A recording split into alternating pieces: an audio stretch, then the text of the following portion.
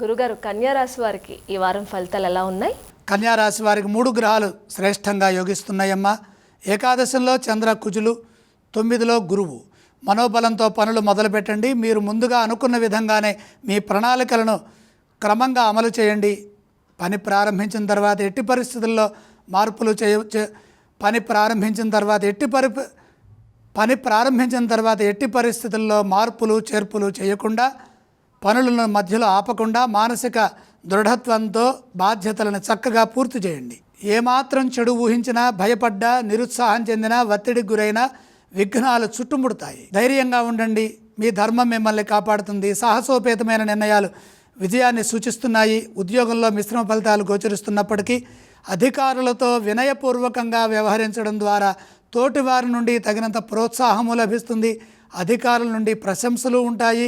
మీ ఆశయాలకు భంగం కలగకుండా జాగ్రత్తలు తీసుకోండి. ఓర్మితో ప్రశాంతంగా సమాధానాలు ఇవ్వండి. ప్రధాన కార్యక్రమాల్లో సావధానంగా ఆలోచించండి. క్రమబద్ధంగా పనిచేస్తే విజయం మీదే.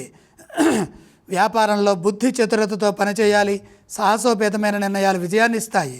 పరిస్థితులకు తగ్గట్టుగా అడుగులు వేయండి. ధనం వృధా కానియవద్దు. రుణ సమస్యలు ఎదురుకాకుండా ప్రయత్నించాలి. వారం చివరి భాగంలో స్థిరమైన మేలు జరుగుతుంది.